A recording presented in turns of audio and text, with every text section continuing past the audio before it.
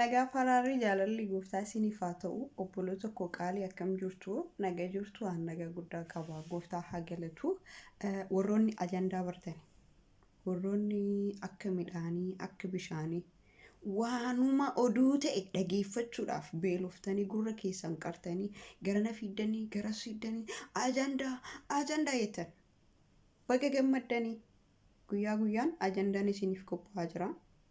Warri waan nagaa barbaadan yeroo hundumaa nagaa barbaadu oduun taane dhaga'uu hammeenya arguu du'a dhaga'uu rakkina arguu maqaa walii balleessuu arguu hin barbaadan. Itoophiyaan keessatti wanti nagaa dhabdeef warra ajandaa jaalatu kanatu baay'ate. Rabbi jaalala dhugaa isiniif haa kennu. Obboleettii fuula Rabbii deemtee nama jannata Rabbi ishee haa taasisu jechuu hin dandeenyu.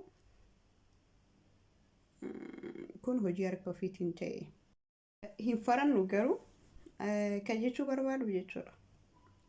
Dubartiin akkamitti jaalalaaf itti lubbuu ishii baasti warroonni jettanii namni tokko miira keessa galeera yoo ta'e miira jaalalaas ta'uu danda'a miira hammeenna waa gochuu barbaadu ta'uu danda'a. Hamma waan san gochuudhaaf itti deemutti baay'ee ariifata. Tarii obboleettiin kun bu'aa bayii baay'ee keessa darbite jaalala dhugaatii seete bu'aa bayii keessa darbite sadarkaa kana geejjirti. Heerumuuf illee guyyichi ishii qophaa'ee dhufeera. Maatiin ishii firoonni ishii diggisii garaagaraa godhanii qopheessaniiru. Kanarratti yaalii fudhachuu fi garuu keessa ishii kan ergaa hamaa kana keessa ka'e seexana ta'uu danda'a. Kun immoo guyyaa ishii ta'uu danda'a. Warroonni kanarratti koomentii barbaadan sirrii miti. Natti hin tolle garuu. Kanaaf dursaati obboloota keenya shamarran ta'ee dhiirotas ta'ee jechuudha. Normaalii nama tokko gaafa jaalattanii harka nama sanii irratti dabarsitanii of hin kenninaa.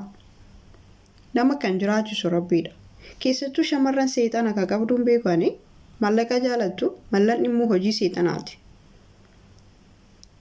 Mallaqni hin ajjeesa, hin ajjeesisiisa, hin ijaara, hin diisisa waan baay'ee qaba.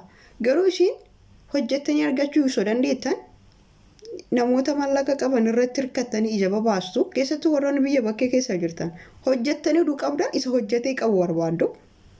Kun immoo sirrii miti. Ilaalcha dukkanaa qabaachuu keessantu kana isin taasisa.